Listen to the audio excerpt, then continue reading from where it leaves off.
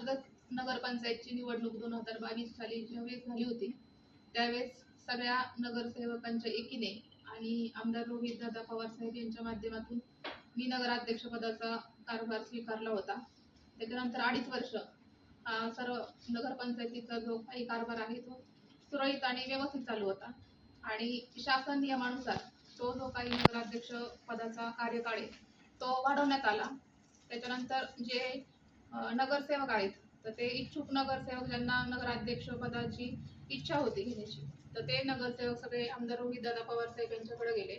तेव्हा इच्छुक नगरसेवकांनी दादांपुढं नगराध्यक्ष पद आम्हाला द्यावं असं त्यांनी सांगितलं. पण ज्यावेळेस आम्ही निवडून आलो होतो तेव्हा असं ठरलं होतं की नगराध्यक्ष आणि उपनगराध्यक्ष हे जे काही पद आहे आमच्या दोघांचा पण राजीनामा बरोबरच घेण्यात यावा असं ठरलेलं होतं. तर त्यावेळेस मी सुद्धा मिटिंगला गेले होते. तेव्हा रोहितदादांना मी सांगितलं होतं की माझा राजीनामा घ्या पण उपनगराध्यक्षाचा आणि नगराध्यक्षांचा राजीनामा बरोबर घेण्यात यावा. त्याच्यानंतर बऱ्याच वेळा मीटिंग झाल्या. त्याच्यानंतर रोहितदादा यांनी नगरसेवकांशी चर्चा केली आणि तरी सुद्धा म्हणजे नगरसेवकांना मला हे सांगायचे की काही नगरसेवकांची अशी कंडिशन आहे की क्षमता नसतानाही ते निवडून आलेले आणि का निवडून आलेत कारण आपले आदरणीय रोहितदादा आणि आईसाहेब पुनंदाताई पवार यांनी 17ची 17 वार्डात जाऊन नागरिकांसमोर त्यांनी हात जोडलेत. नगरसेवक जास्तीत जास्त निवडून यावेत याच्यासाठी प्रयत्न केलेले आहेत.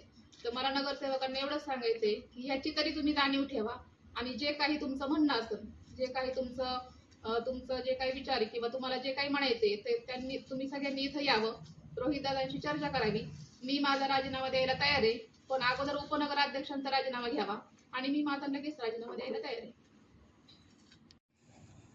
कर्जत नगरपंचायतची सार्वत्रिक निवडणूक आमदार रोहितदादा पवार आणि सन्माननीय बाळासाहेब थोरात यांच्या नेतृत्वाखाली झाली. आमदार रोहितदादा पवार आणि सुनंदाताई पवार यांनी राष्ट्रवादी काँग्रेस आणि काँग्रेसची सत्ता यावी यासाठी कर्जत शहरातील नागरिकांचा उंबरा झेंजवण्याचं काम केलं. प्रत्येक नागरिकाला मतदारांना उभं केलेल्या काँग्रेस आणि राष्ट्रवादीच्या उमेदवारांना मतदान देण्याचं आवाहन केलं आणि त्याप्रमाणे 17 पैकी 15 हे नगरसेवक काँग्रेस आणि राष्ट्रवादी काँग्रेसचे निवडून आले. त्याच्यानुसार संख्याबळ जास्त राष्ट्रवादी काँग्रेसचं असल्या कारणानं राष्ट्रवादी काँग्रेसला नगराध्यक्ष आणि उपनगराध्यक्ष ह्या काँग्रेसला देण्याचं ठरलं आणि ठरल्यानुसार ज्यावेळेस नगराध्यक्ष उपनगराध्यक्ष यांचा फॉर्म भरायचा नावं डिक्लेअर करायची त्यावेळेस आमदार रोहितदादा पवार यांनी बाहेरगावी होते परंतु गटनेते संतोष मेत्रे यांच्या फोनवरती फोन करून स्पीकरवरती फोन ठेवून त्यांनी दोन्ही नावं डिक्लेअर केली होती. नगराध्यक्षपदासाठी सौ उषा राऊत यांचं नाव डिक्लेअर केलं होतं. त्यांना 2.5 वर्षाचा कालावधी देण्यात आलेला होता आणि उपनगराध्यक्षासाठी सौ रोहिणीताई सचिन गुले यांचं नाव डिक्लेअर केलं होतं. त्यांना 1.25 वर्षाचा कालावधी देण्यात आलेला होता. काँग्रेसला 1.25 वर्षामध्ये राजीनामा द्यायचा त्याच्यानंतर 1.25 वर्षामध्ये राष्ट्रवादी काँग्रेसचा उपनगराध्यक्ष होणार. नगराध्यक्षाला 2.5 वर्षाचा कालावधी देण्यात आला होता आणि काँग्रेसला उपनगराध्यक्षाला पुढच्या 2.5 वर्षामध्ये नंतर शेवटची 1.25 वर्षे द्यायचा असा सर्व कार्यकाल ठरला होता. परंतु 1.25 वर्षामध्ये उपनगराध्यक्ष यांनी राजीनामा देणं अपेक्षित होतं सौ रोहिणीताई गुले यांनी, परंतु त्यांनी 1.25 वर्षामध्ये राजीनामा दिला नाही. 2.5 वर्ष झाले. 2.5 वर्ष झाल्यानंतर दोन्ही कालावधी संपणार होते आणि दोघांचा पदाचा कालावधी संपणार होता.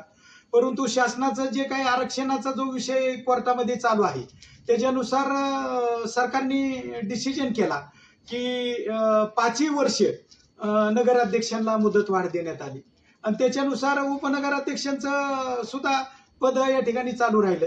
परंतु त्याच दरम्यान विधानसभेची निवडणूक लागली आणि विधानसभेची निवडणूक लागल्यानंतर आमदार रोहितदादा पवार यांच्याकडे नगरसेवक गेले. नगरसेवकांनी त्या ठिकाणी मागणी केली. त्या मागणीबरोबर 1.25 वर्ष कालावधी उपनगराध्यक्षाचा झाला होता. त्यावेळेस सुद्धा आमदार रोहितदादा पवार यांनी गटनेते संतोष आप्पा मेत्रे आणि त्यांच्याबरोबर जोडीला सुनीलदादा शेलार यांच्यावरती जबाबदारी दिली होती की तुम्ही ठरल्याप्रमाणे उपनगराध्यक्षांचा राजीनामा तुम्ही घ्या म्हणजे आपल्याला राष्ट्रवादीचा उपनगराध्यक्ष 1.25 वर्ष करता येईल. परंतु 2.5 वर्ष राजीनामा दिला नाही त्यांनी. विधानसभेच्या निवडणुकीनंतर मात्र ज्यावेळेस नगराध्यक्षपद मिळावं ही इच्छुक कुणाला बी असणं हे काही गैर नाही. इच्छुक असणारी मंडळी ज्यावेळेस दादांकडे गेली, बंगल्यावरती मिटिंग झाली, त्यावेळेस पण दादांची चर्चा झाली. त्यावेळेस सुद्धा नगराध्यक्ष मॅडमने सांगितलं होतं की दादा आमचा राजीनामा तुमच्याकडे जेव्हा पाहिजे तेव्हा सांगा, त्या दिवशी आम्ही राजीनामा तुम्हाला आणून देतो, तुमचा आदेश ही आम्हाला अंतिम आदेश आहे. त्यावेळेस दादांनी सांगितलं की तुम्ही दोन्ही राजीनाम्याचं नियोजन करा. काही नगरसेवकांना जबाबदारी देण्यात आली, परंतु उपनगराध्यक्ष राजीनामा द्यायला तयार नाहीत असं स्वतः याच्यातल्या ज्यांच्यावरती जबाबदारी दिली होती त्यांनी दादांना आणि पदाधिकाऱ्यांना सांगितलं. मग आम्ही तर राजीनामा द्यायला तयार होतो आणि आता पेपरमध्ये आलंय की दादांवरती नाराज नाहीत. दादांवर नाराज नाहीत ही अतिशय चांगल्या प्रकारची बाब आहे, परंतु दादांवर नाराज नाही तर मग जायच्या आधी एकदा दादांकडे सगळेजण गेले असते, आमदार रोहित दादांकडे, की दादा तुम्ही आमच्या म्हणण्याप्रमाणे निर्णय करत नाहीत, जर तुम्ही 2 दिवसामध्ये 4 दिवसामध्ये 8 दिवसामध्ये जर राजीनामा दोन्ही झाले नाही तर आम्ही वेगळा निर्णय घेऊ, असं न करता दादांच्या परस्पर या ठिकाणी जाण्याचं काम झालं.